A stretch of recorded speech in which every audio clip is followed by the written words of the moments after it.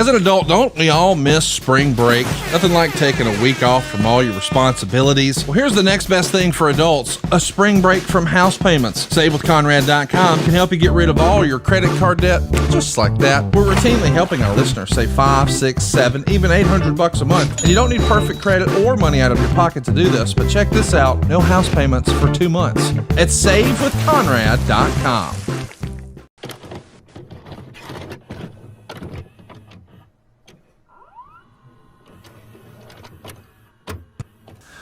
Cold as a razor blade, as tight as a tourniquet, like the skin on a dying man. I don't want a piece of the world. I want the whole world. I make my own rules because it's much easier that way. Trust me.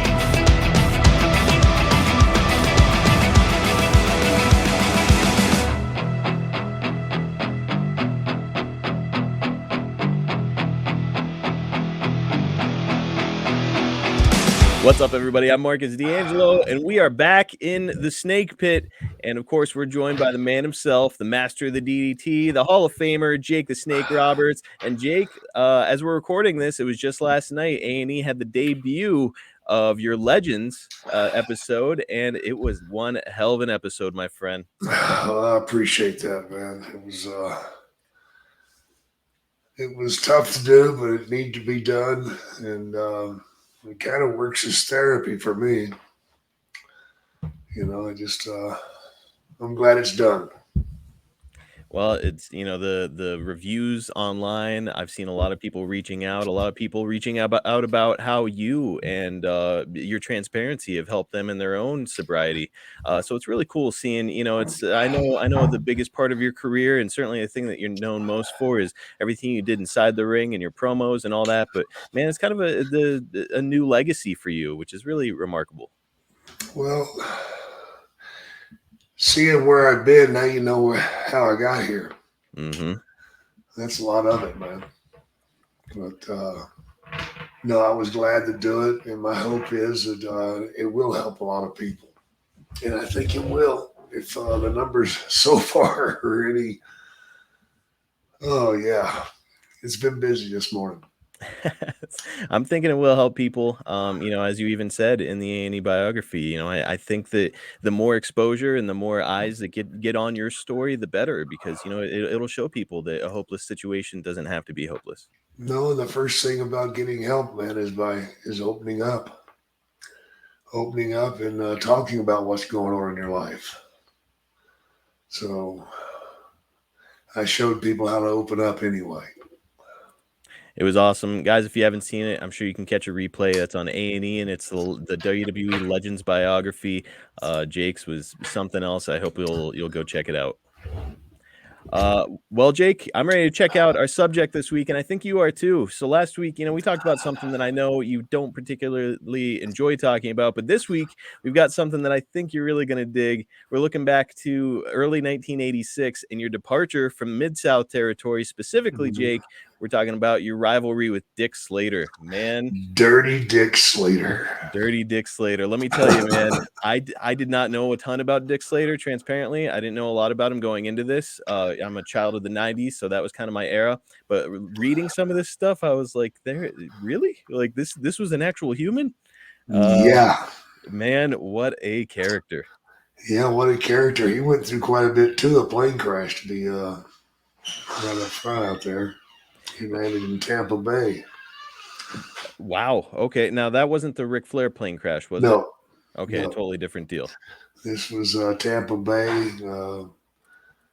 They crash landed in the ocean. Yeah. And he was able to get out of it. And Gary Hart actually swam 2 guys back in. Wow. So Bobby Shane died in that crash.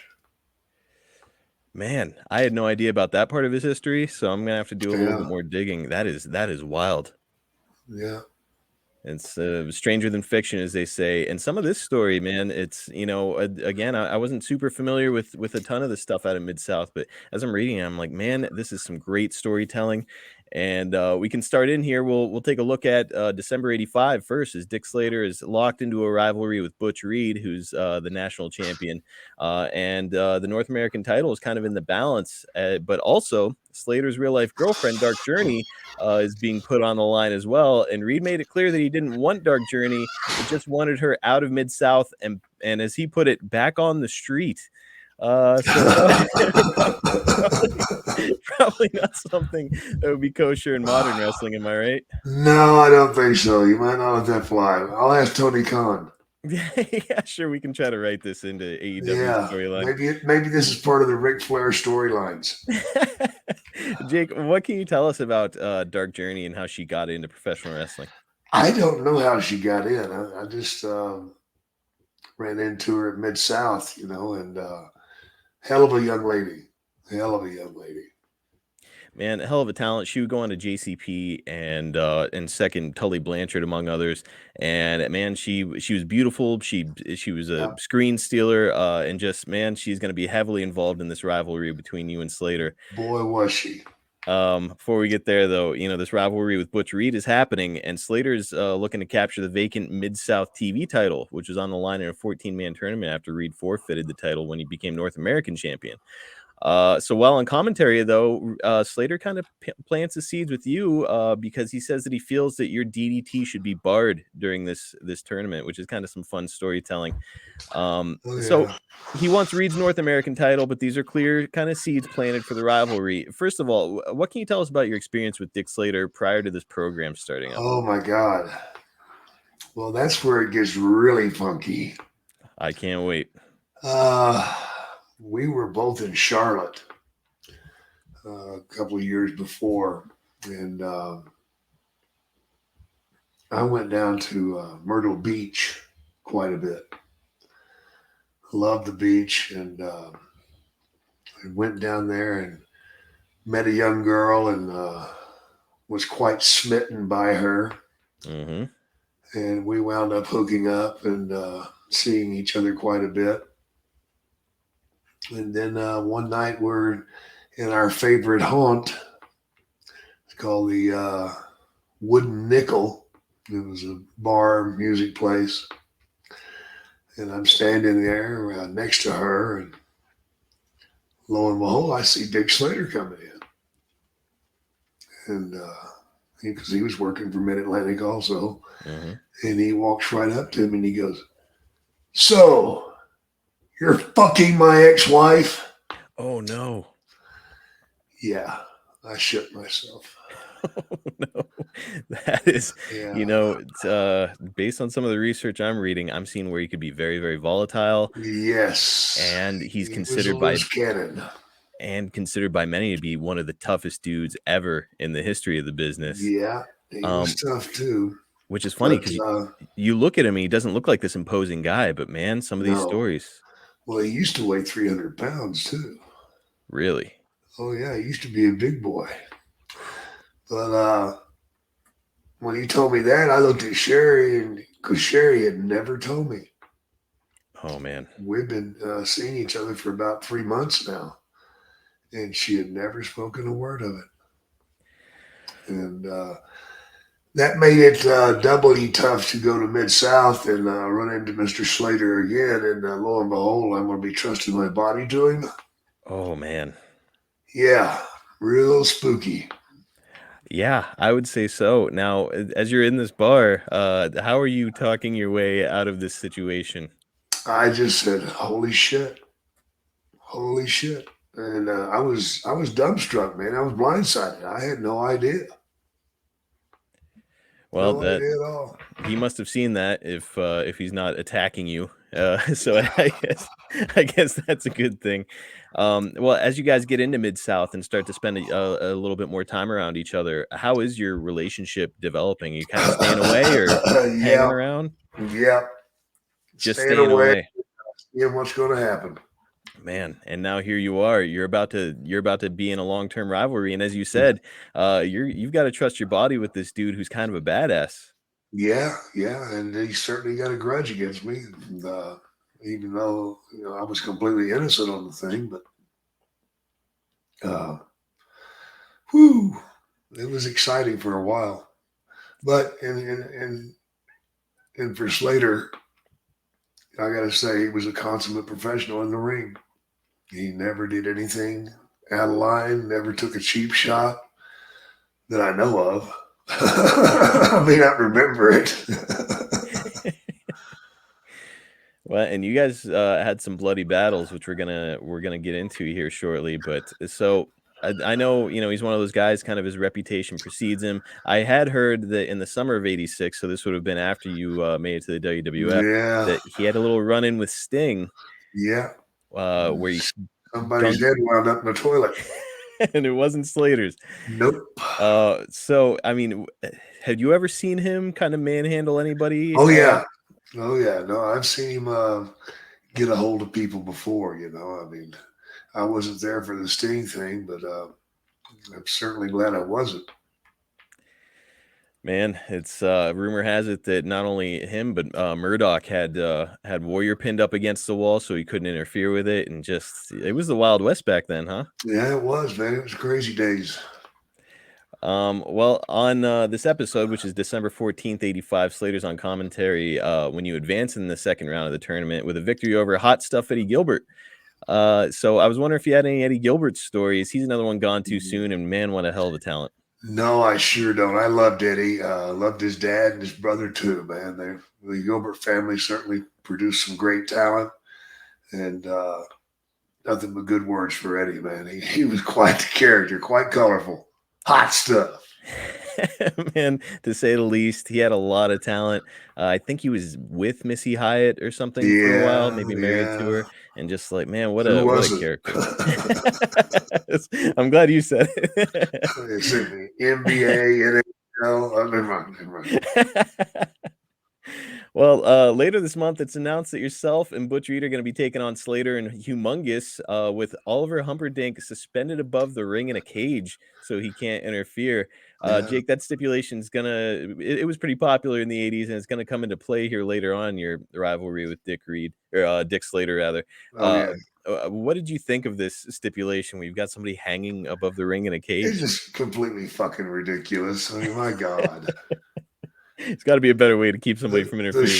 The shit that we done and got away with, I don't know, man. I mean, come on, man. Come on, man. Those were at stakes back in the day, and it was working, Yeah, it did, man. People were enticed by, of course, the poor guy that's in the cage, he's being pelted by all sorts of crap. Those people are just opening up on him, man. He's a great target. I've also heard that it's almost become kind of a tradition in wrestling where once the person's up in the cage, especially if it's the last match of the night, or in some cases even if it's not, they'll fuck with them a little bit and leave them. Yeah, it's happened before. Just hilarious. It's a shame somebody let Jimmy down. Apparently it also happened to Jeff Jarrett at like a house show. He's in there with Road Dogg, and they just started spitting on people from up there. They're like, if you're gonna have us up here, we're gonna mess back. Well, there you go. It's breaking news. Manscaped now sells beard products. That's right.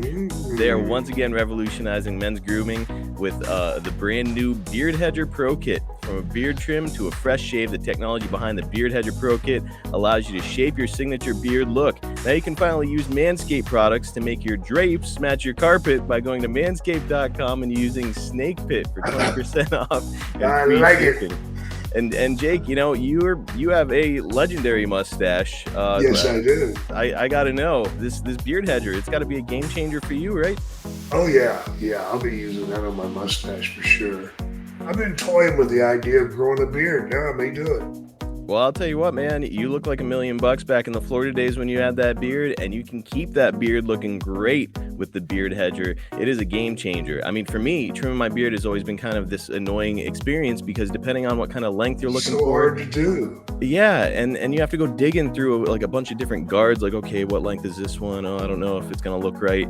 Well, those days are in your past. This cordless trimmer has got a rotary wheel that gives you 20 hair cutting lengths, all in one guard. So no more messy drawers full of extra add-ons. Yeah, that's right, man. Face grooming doesn't need to be hard. Get 20 different beard lengths in just one guard. And it gets even better. the days of my wife giving me a hard time because of the messy sink are gone too, because the beard hedger is waterproof, meaning you can take it into the shower with you and you just rinse it all down the drain and bam, done and clean. No more messy sinks.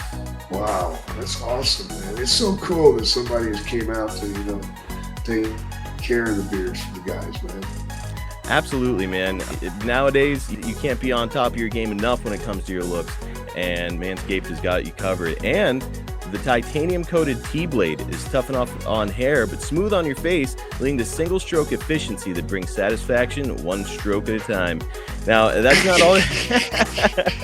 I'm loving the copy from Manscaped. Damn straight, bro. But that's not all you get from the Pro Kit. No, but wait, there's more. They have created 4 dermatologist trusted formulations for your post-trim care. So first, there's the beard shampoo and conditioner. You need to remember that all hair is different, so your beard hair is more coarse and easier to damage than the hair on your head. And that's why this kit has made a shampoo and conditioner specially designed to moisturize, reduce ingrown hairs, replace natural oils, and promote beard growth. Next, the kit has Manscaped's beard oil, an essential piece for your main facial accessory. No one wants a guy whose beard is brittle and dry. The oil relieves dryness both on the beard and the skin beneath, while adding a little shimmer and shine to make you look extra fine. Now, cap off the kit with the Beard Balm, a pomade that shapes styles, moisturizes, and tames for a sculpted look to attract any fellows or dames. And the Beard Pro Kit also comes with 3 free gifts: a beard brush, comb, and scissors to ensure your beard is ready to impress. Jake, all that, and 20% off and free shipping with our code SNAKEPIT. So just go to manscaped.com and get 20% off with free shipping at manscaped.com. Use code SNAKEPIT. Absolutely, Jake. I know that mine is coming in the mail. I believe that yours is on the way too, and I think we're gonna be able to brag this thing up next week. Hell yeah! I'm psyched about it. Again, guys, it's Manscaped. I'll do this. Yes, sir. Oh, I'm anxious to see what it does to that legendary mustache of yours. Oh, no. Yeah, don't shave it off. That's your look. I'm not. I can't. It's manscaped.com, and the promo code again is SNAKEPIT. Butch Reed isn't a name that I really foresee us discussing much on this podcast. Big athletic, former college and NFL player. Great look, and he's kind of put in this unwinnable position. He's got to fill the shoes of JYD in Mid-South, which is just impossible. What can you tell us about working with Butch Reed? Butch was a great talent. I worked with him in Florida, Florida Championship Wrestling. Great talent, great guy. Got along with him fabulously. And WWE, of course, he was up there for a short time too. Mm-hmm.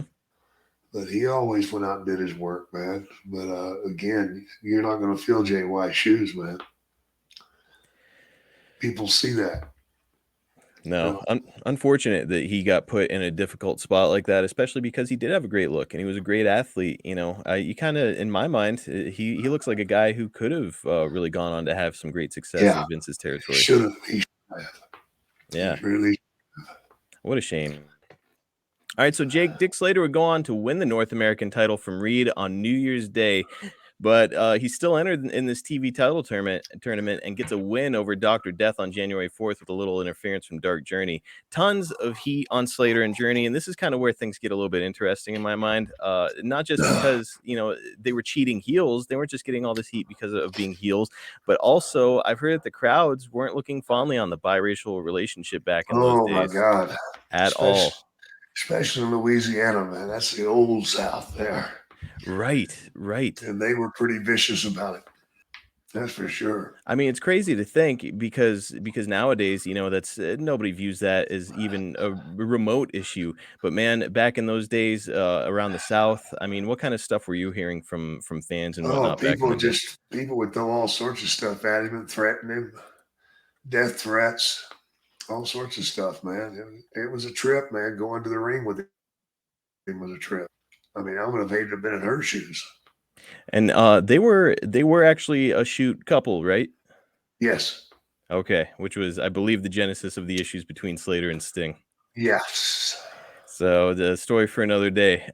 Yes.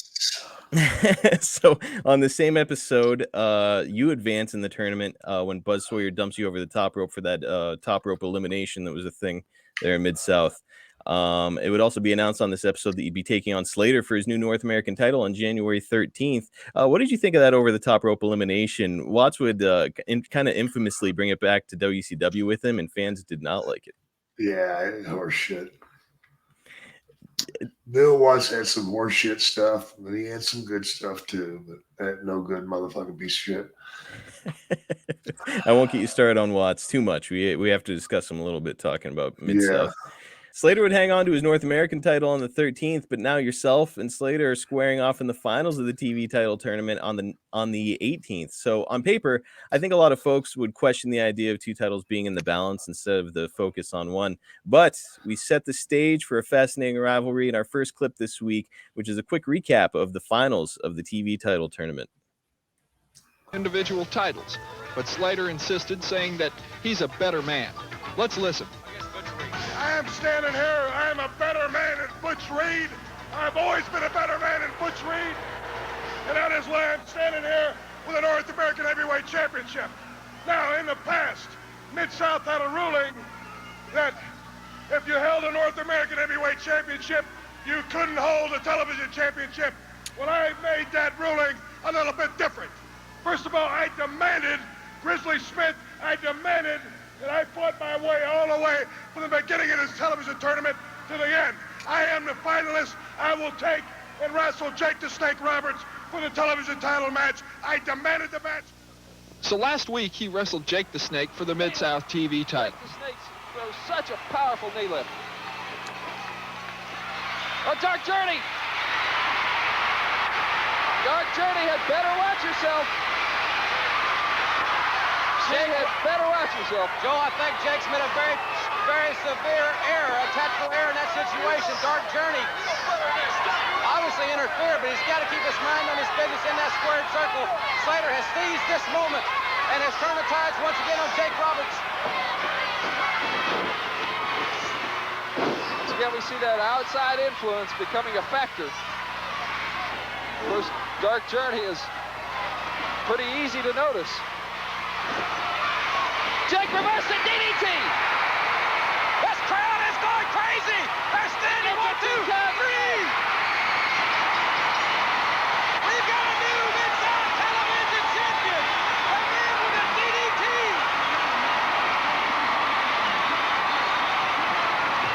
Jake the Snake is the Mid-South TV champion, and now he's hot on Dick Slater's track for the North American title. Really great stuff, man. It's really fascinating storytelling too, because I think on paper a lot of fans would see that interference from Dark Journey, which he'd been doing with Slater's other opponents, and think, oh boy, here comes the fuck Here finish. goes again. Right. But instead, you get him with that DDT. That's how fucking good I am, man. Come on, give me a break. That's the real story here. Yeah, that's the truth. who was booking the territory at this time? Slater and Watts. So Slater was helping out with that. Yeah, he was doing the booking at the time. I was helping out a little bit too. So that's interesting, especially given the fact that you're going to, fixing to leave here pretty soon. You didn't know at this time that you were leaving, right? No, I didn't. Okay. We'll get there in a second. So Jake, this is just literal ignorance on my part. Why did they hand you a gold medal at the end instead of a belt? Was that the TV title? That was a TV belt. Yeah. Bill Watts did things differently. He probably seen a way to save a few bucks on a belt. So would you come to the ring wearing that around your neck like a gold medalist? Yes. Very weird. Yes.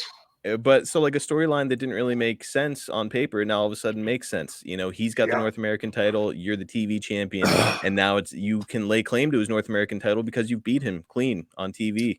Absolutely. So just a cool story. So he made it clear that he wanted that TV title, and on the January 19th TV taping, yourself, Slater, and Dark Journey make some magic. And here we go. This is the moment I think we've all been waiting for. Says you won the TV title, my man. I kind of like the way that looks, you know what I mean? If you don't think the DDT is the best thing, you better try remembering something. How did I get the TV title, huh? I dropped you on your head, my man. That's how I got the TV title. If you want to throw out something, why don't we both put them up? Let me tell you something, Jake the Snake Roberts. If you want a title shot for the North American title with me, then let's do it my way and not your way. We'll just extend the DDT. We won't use the DDT. Just not use the DDT on me. Huh? Take away the DDT. Take away the DDT. You're telling me you'll put this on the line if I won't use the DDT? Hey, man. Exactly, you're right. You know, they may call you Mr. Yeah, for the Unpredictable. DDT. They may call you Mr. Unpredictable, but they should never call you stupid because that's the best thing I got. You keep out of this. It's the best thing I got going, and you're going to take that away from me. That's the only way? That's it. That's the only way I'll sign a match. Take the DDT away. I'll sign a match with you anytime. I tell you what, Slater, you keep out of my face one more time, that's it.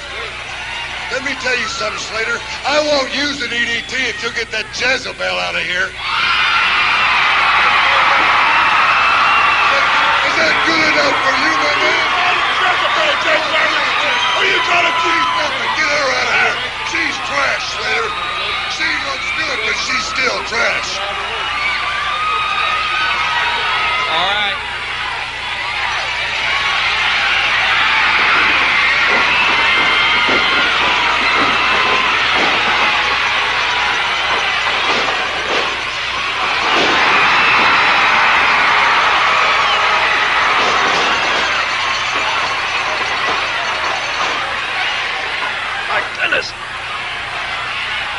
It looks like Dark Journey has sprayed something in the face of Jake the Snake Roberts. It's pandemonium. Jake has it. Oh!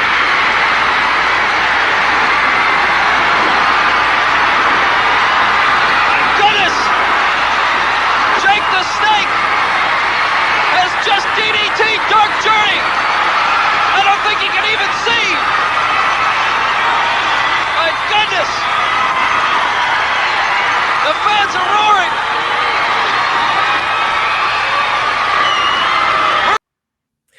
Holy shit, man. That's a pop. That is a pop. My God. You've said it's the biggest pop of your entire career, Jake. What can you tell us about this huge, huge night? Oh my God, man! It sucked all the oxygen out of the building when they popped, brother. It was just incredible. Like I said before, it's the largest pop I've ever had, the biggest rush I've ever had, and now you can see why. It was just pandemonium. Man, just a wild way for, in this angle that's going to wind up being the end of your time in Mid-South. Yeah. So you had said you had not heard from WWF up to this point. Was this what made WWF call you? I don't think so. They had their eye on me a long time before that. So when would you have gotten the call from the WWF? I never did get a call. I had to make the call. Really? Yeah. Okay. I actually, I believe it was that night, I actually went to Bill Watts to talk to him about the way things were going, and was interrupted by Terry Taylor, who had become the general manager, if you will.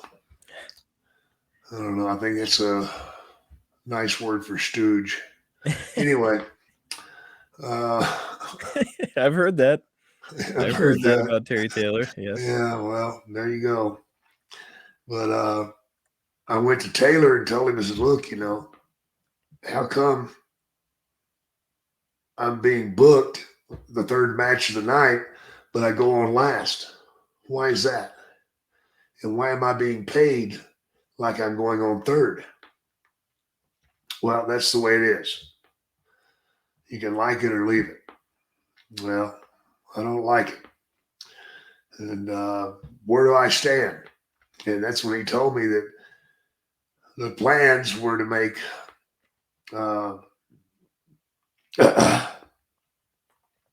DiBiase and Doc and Terry, they're champions. Mm-hmm. And I was going to be in Duggan. And I was going to be left out in the cold, basically. I was going to be the number 5 babyface. You fucking kidding me?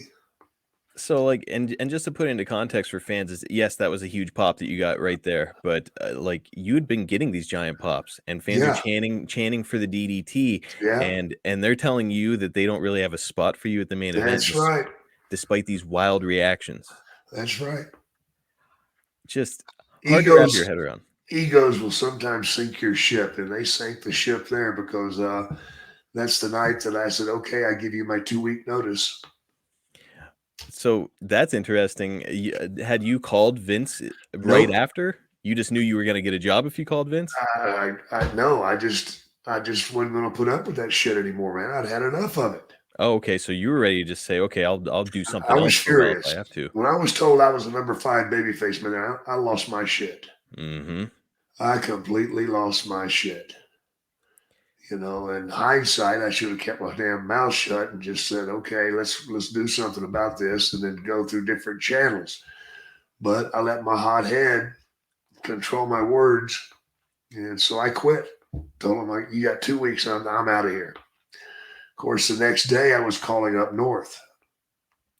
And so I find that part kind of fascinating. You know, it's not like there were cell phones or anything in those days. No. Who are you calling? Are you just calling Titan Towers? Calling Vince. Where'd you get his number? Do you remember? I don't remember where I got his number from. I think, oh yeah, I had his number because I was booking people to Japan. Oh. For an international company over there. And at one time, I was sending Larry Booker, one half of the Moondogs, mm-hmm. to Japan. Well, the Moondogs were already up there.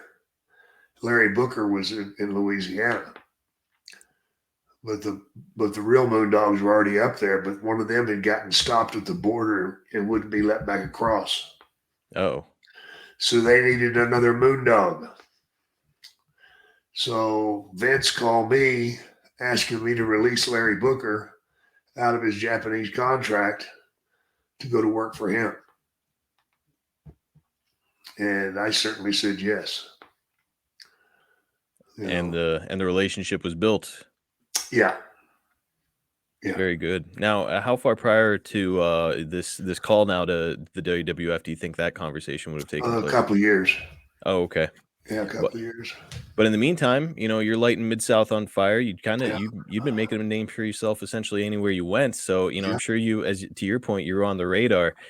And so here's what's really interesting too is, so you're one of the most over people in the company. That DDT is over with everybody. I saw in some of this research, I was seeing videos with fans with signs, which doesn't seem like it was much of a thing back in those days, but they had signs and they all said DDT on them. So like, you're super over. And as we just discussed, you're helping to book.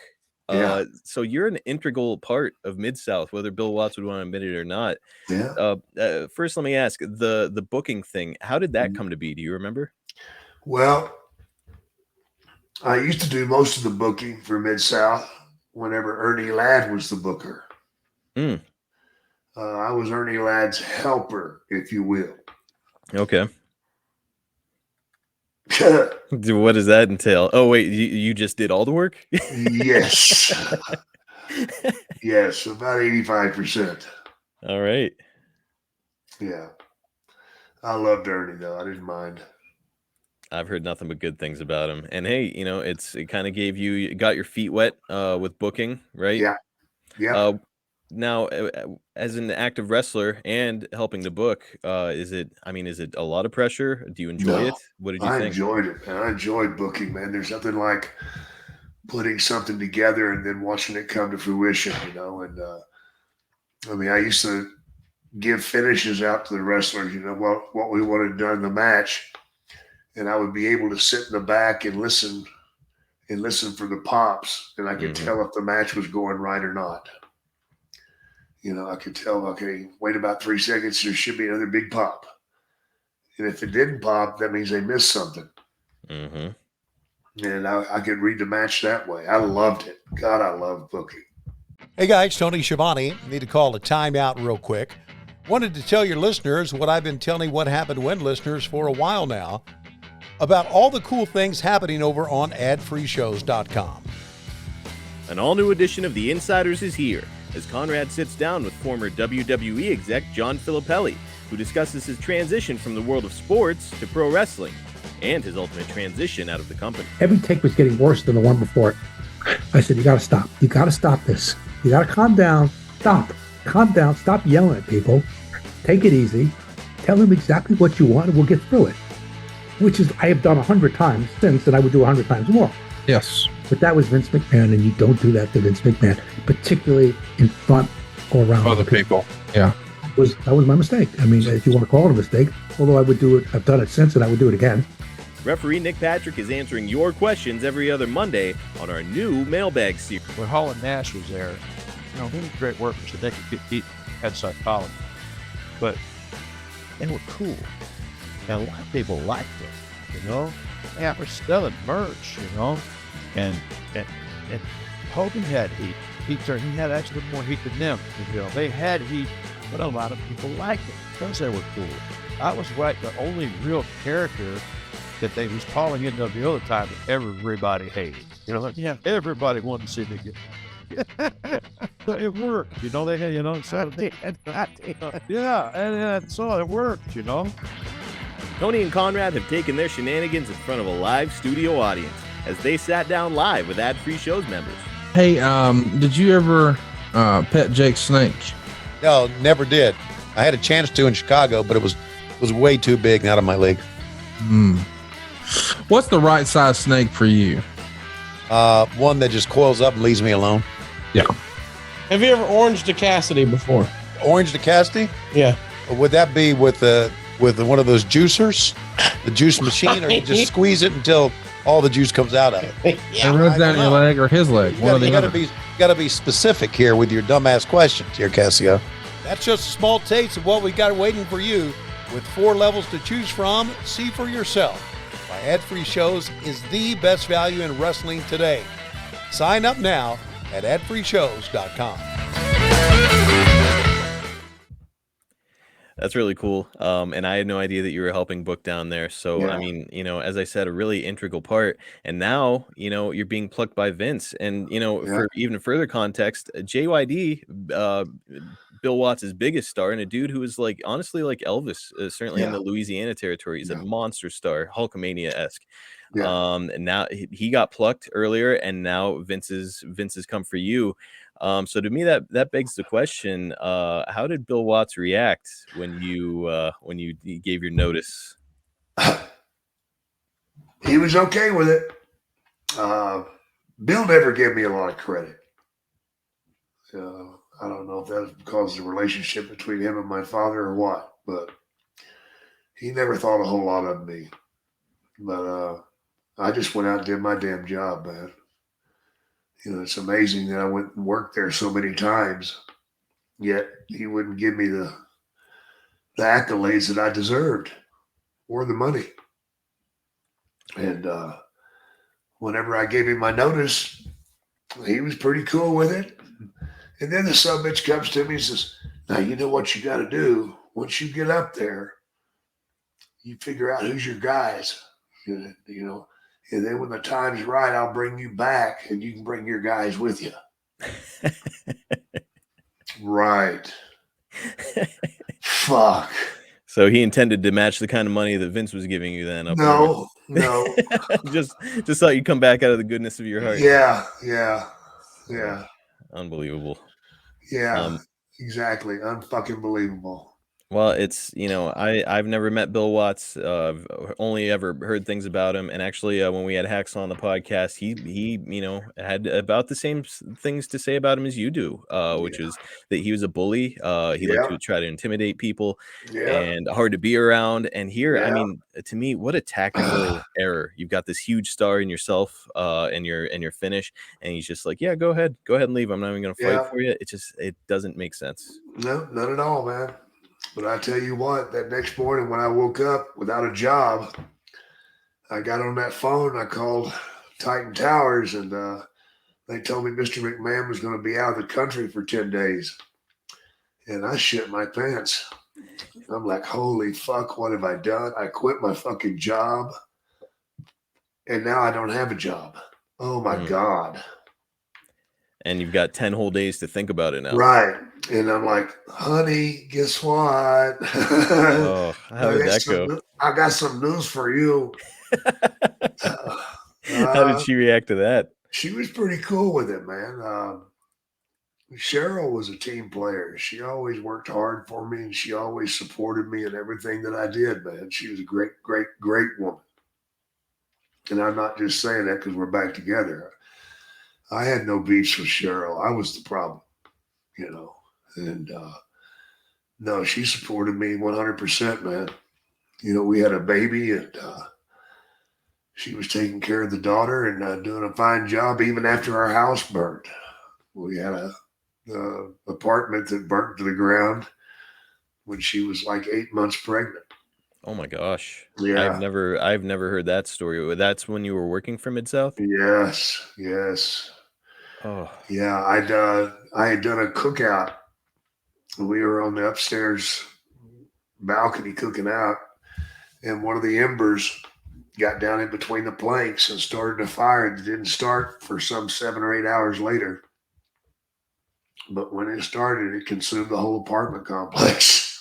Oh my God. Yeah, she was able to get out of there barely with the clothes on her back and the baby and her wedding ring, and everything else burnt. Man, thank goodness she and the baby were safe. That's what's most important. Oh man, it was scary, really scary. That was the one time Bill Watts actually showed a little compassion for me. But he actually let me take his airplane and fly back to Baton Rouge and pick her up and bring her back to television. Of course, you want to be at TV, right?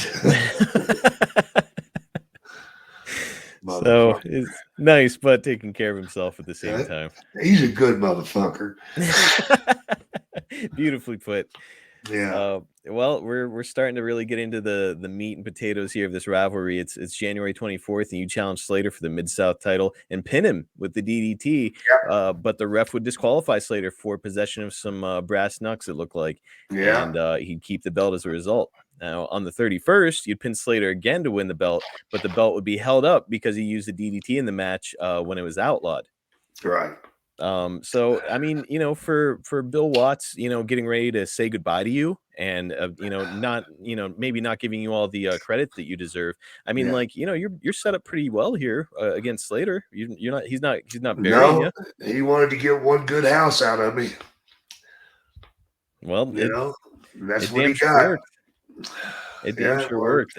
And now I do have to ask too. You said both yourself and Slater were helping out booking. Yeah. Is this all of this stuff, the DDT on Dark Journey, this storytelling? Is it a collaborative effort between the two of you? Yes. And so as you guys are collaborating, you said you kind of would try to avoid him here and there whenever you could. But I kept it very superficial.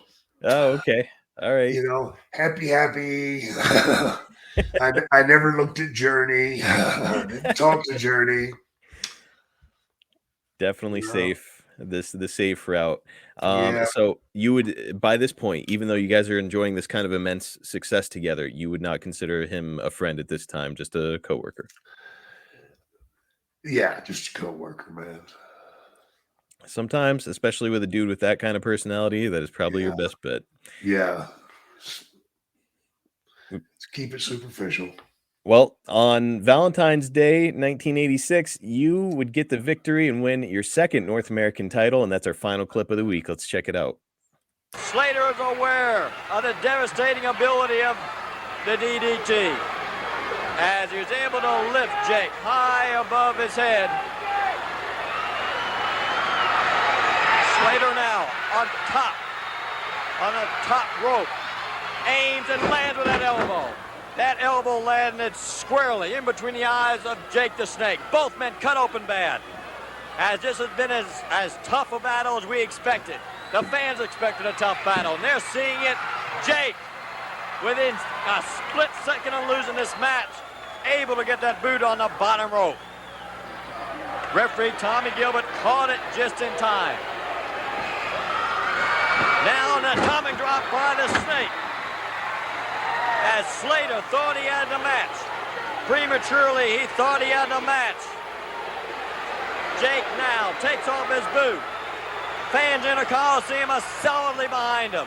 They want to see an upset. They want to see our new North American heavyweight champion, Jake the Man, and the DDT landed. The DDT landed, and listen to this crowd. Jake's on top. We've got one. We've got two. We've got a new North American heavyweight champion. Jake the Snake has won the North American heavyweight title. We have our new North American heavyweight champion. Jake the Snake has won the belt. He has defeated Dick Slater. And this crowd here in the Coliseum is going crazy. These crowds are just coming unglued, man. Yeah.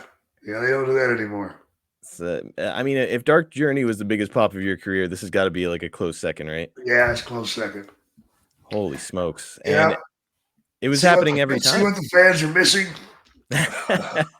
Yes, absolutely. I mean, I know that the AEW fans, they're passionate and they certainly get into it, but a lot of times the live events I've been at, you just don't really see people come uncorked like that very much anymore. No, you don't see it anymore.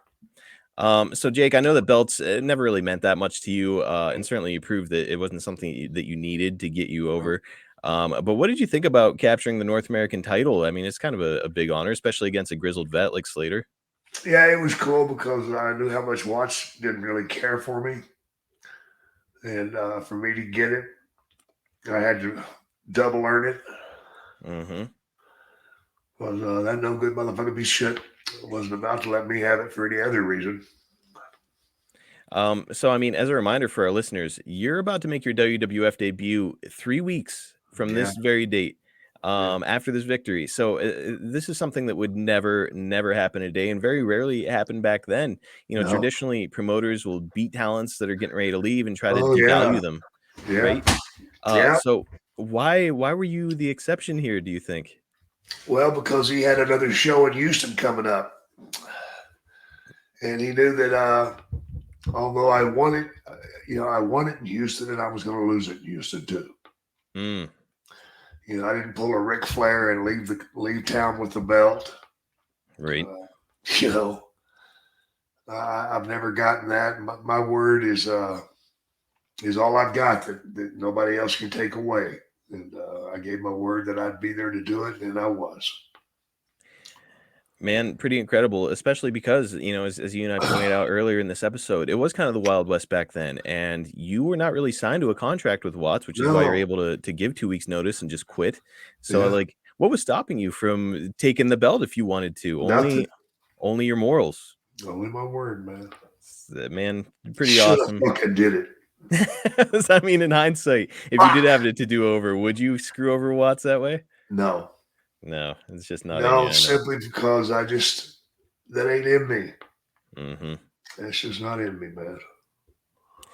Well, I don't think everybody else in wrestling can say the same. We're near the finish line here, Jake, but let me wrap up with a couple more questions. You wouldn't hold the belt for much longer. Just 9 days later, you drop the belt back to Slater, and the stage is set for your final match with him, which is February 28th. And as we discussed earlier, the stakes are raised with Dark Journey suspended above the ring in a cage as Slater gets the victory. So a pretty short-lived rivalry, but man, something that fans still talk about today. So certainly that DDT on Dark Journey stands out for everyone. It does. It's just one fuck of a pop. Unbelievable. So now I would say it's probably safe to assume that this has got to be one of your favorite rivalries, right? Yeah, it's not bad. Yeah. So if I hadn't been scared the whole time, I'd have liked it more. Did you ever have crosswords with Slater again following that first interaction at the bar? No. Thank goodness for that. Yeah. Thank goodness for that. No, we never had bad words, man.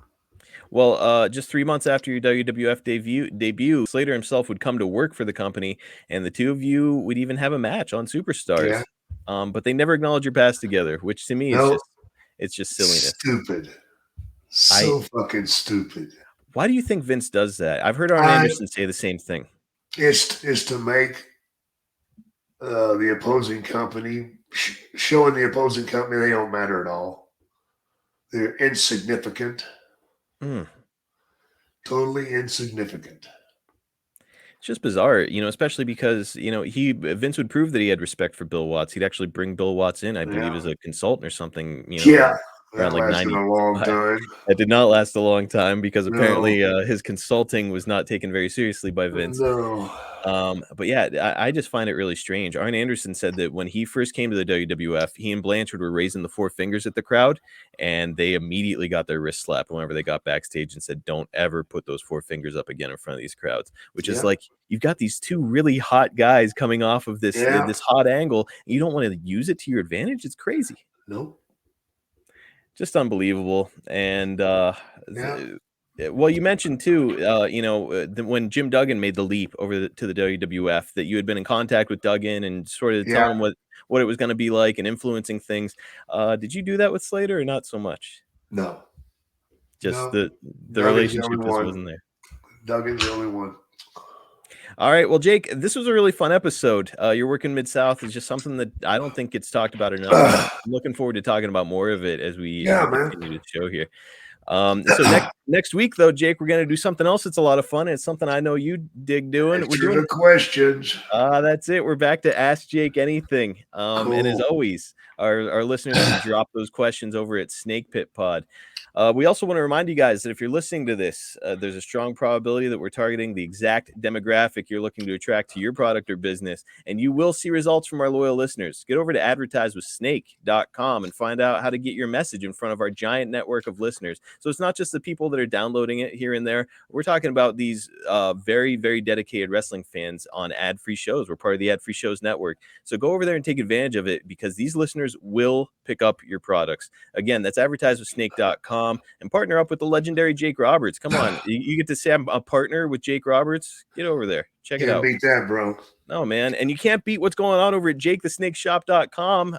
You've got all kinds of rare signed collectibles, and you just reloaded a bunch of new stuff over there. You've got now painted these incredible painted skulls made by Sin Bodhi. Man, just some really cool stuff going on there. They're awesome, brother. I love them. And look, you might think to yourself, well, I can go and get a Jake figure at the store. Not like this. You will not find anything like this at the store ever. The only store you'll find it at is jakethesnakeshop.com. Jake is going to sign it himself. And by the way, these are very limited collectibles. Yes. That means that probably inside of 6 months, they're all going to be gone. And if you haven't got one, you're not going to get one. So get over to jakethesnakeshop.com and get your rare signed collectible now. Also, get over to Cameo. That's cameo.com/JakeSnake. And our buddy Jake here is going to give you one hell of an experience. And Jake, it's something incredible I just saw online today. So it'll be 2 weeks as this is airing since the tweet went out. Somebody on Twitter said that you gave a Cameo to somebody who is struggling with addiction. Yeah. And that person, after having saw it, has not used once since. Wow. Jake, you're changing people's lives. You're changing people's lives. That's pretty awesome. And look, he can provide a message like that, or he can provide a message where he's just cutting a promo on you, saying hi, saying happy birthday, all of the above. Again, that's cameo.com/JakeSnake. Go check it out. Yeah, I'll quit your job for you. There you go. He'll break up with your girlfriend. Yeah. Look, nobody likes to break up with their girlfriend. You might get hit. So I can do it. let Jake handle it for you. It's cameo.com/JakeSnake. We've got all kinds of awesome merch and stuff over at boxofgimmicks.com too. We've got great shirts. We're constantly turning out new stuff. So please go check that out. boxofgimmicks.com. Check us out on YouTube at youtube.com/@SnakePitPod for short clips from our show and highlights. And you'll also get some exclusive content over there.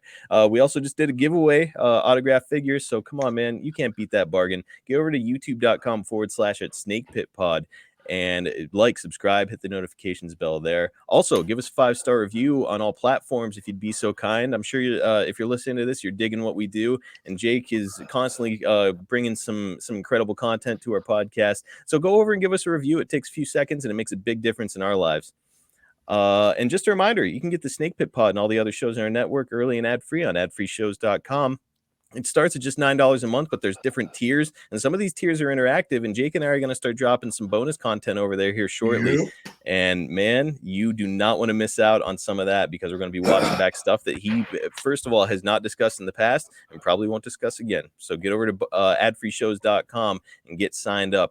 Catch Jake on Twitter at JakeSnakeDDT, on Instagram at JakeTheSnakeDDT, and on Facebook at Real Jake the Snake. Follow me at Marcus P. D'Angelo on Twitter. And again, follow the podcast on all social platforms at Snake Pit Pod. Jake, talking about Dirty Dick Slater was a pleasure today, my friend. Yeah, it was. Take care, guys. All right, guys, we'll catch you next time right here on the Snake Pit.